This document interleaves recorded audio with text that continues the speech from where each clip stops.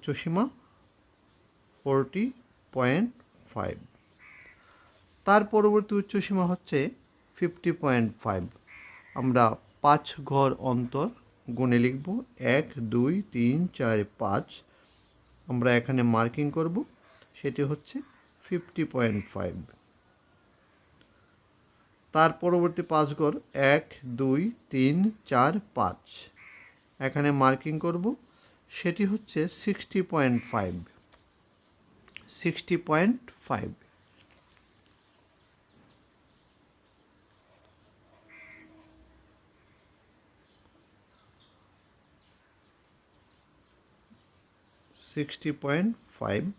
তারপরে 5 ঘর 1 2 3 4 5, এখানে হবে 70.5। উচ্চসীমাগুলি লিখছি।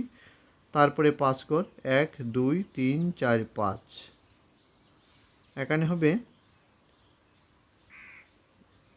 80.5। তারপর 1 2 3 4 5,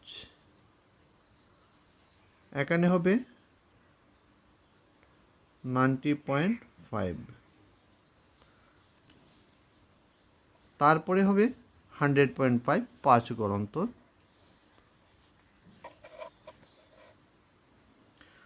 1 2 3 4 5, আমরা 100 কোটিকে আর একটু বাড়িয়ে দেব, কম হয়ে যাচ্ছে, ঠিক এই জায়গায় লিখব 100.5।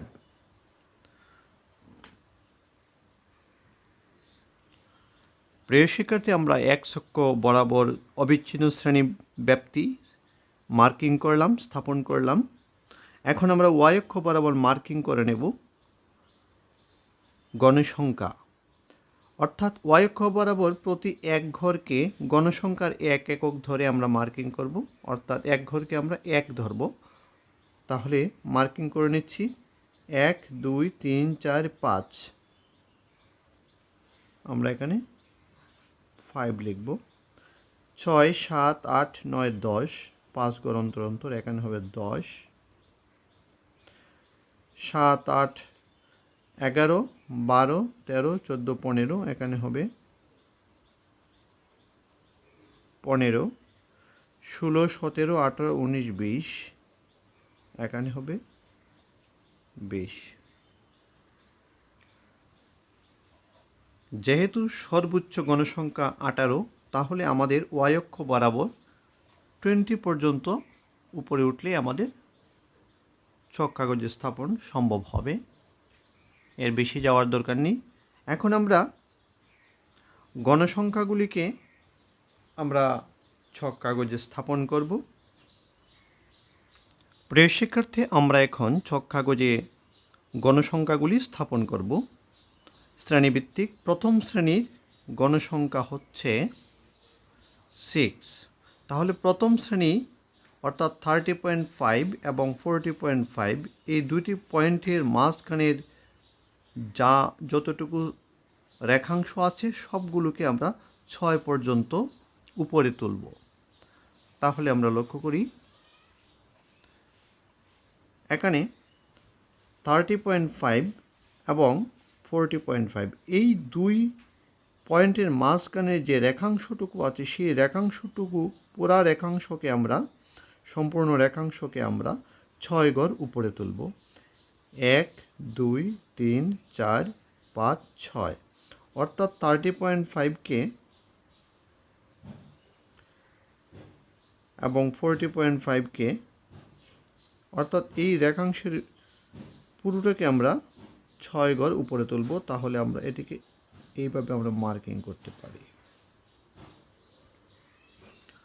অর্থাৎ এই রেখাংশটি 6 ঘর উপরে উঠেছে। তার পরবর্তী শ্রেণীটি হচ্ছে 40.5 থেকে 50.5, এই পুরো শ্রেণীরকে আমরা 9 ঘর উপরে তুলব। তাহলে লক্ষ্য করি এখানে 40.5 এবং 50.5, এই রেখাংশটুকুকে আমরা উপরের দিকে যদি 9 ঘর উপরে তুলি, তাহলে এই হচ্ছে 10 নম্বর ঘর, এই পর্যন্ত আমাদের কি করতে হবে, উপরে তুলতে হবে। তাহলে 40.5 বিন্দুটি হচ্ছে এখানে, 50.5 বিন্দুটি হচ্ছে এখানে।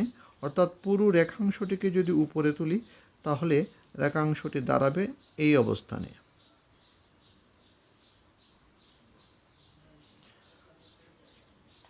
পরবর্তী শ্রেণী 50.5 থেকে 60.5, এই শ্রেণীকে আমরা 12 ঘর উপরে তুলব।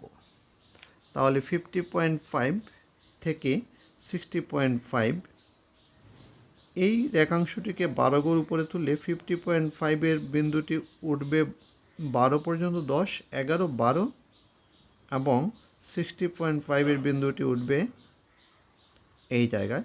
তাহলে রেখাংশটি হবে, দুটি আমরা যোগ করে দিচ্ছি,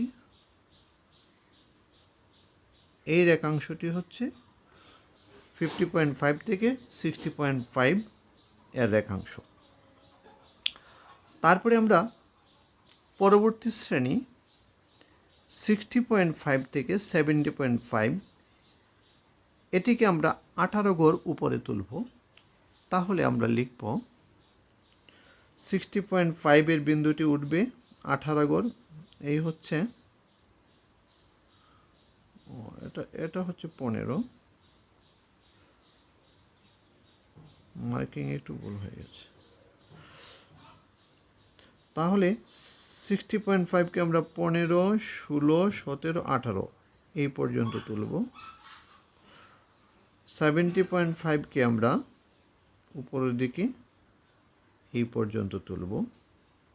তাহলে রেখাংশটি হবে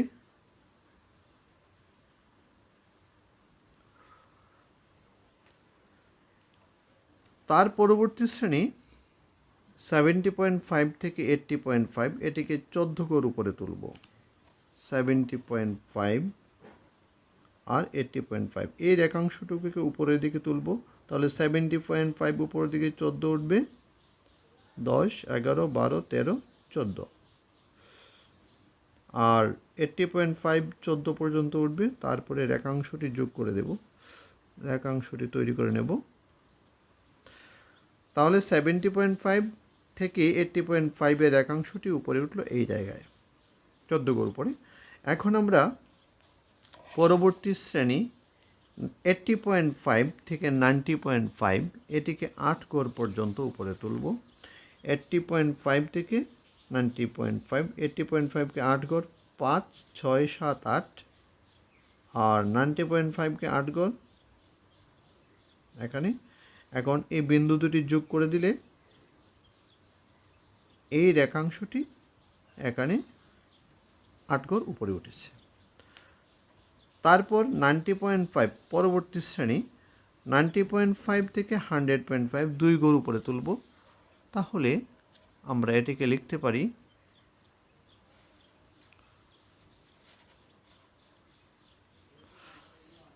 2 ঘর। 90.5কে 2 ঘর, 1, 2 এখানে, আর 100.5কে 2 ঘর। তারপর রেখাংশটি এঁকে নিব। তাহলে আমরা প্রত্যেকটি শ্রেণীকে আমরা গণসংখ্যা মোতাবেক আমরা তার বিপরীতে ততটুকু ঘর উপরে তুলেছি। এখন আমরা আয়তলেখ অঙ্কন করে ফেলব, অর্থাৎ প্রত্যেকটা আয়তক্ষেত্র অঙ্কন করে ফেলব। খুব সহজ বিষয়। আমরা বিপরীতে বিন্দুগুলি স্কেল দিয়ে যোগ করে নিচ্ছি, তাহলে আয়তক্ষেত্র হয়ে যাবে।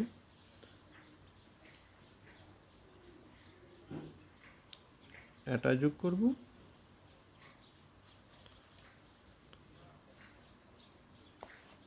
আমরা এই রেখা বরাবর এখান থেকে যোগ করব।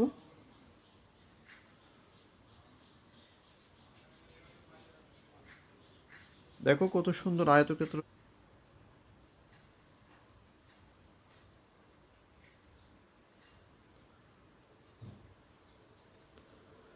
প্রিয় শিক্ষার্থী, আমাদের আয়তলেখটি অঙ্কন হয়ে গিয়েছে। আশা করি তোমরা বুঝতে পেরেছ। ভিডিওটি দেখার জন্য ধন্যবাদ।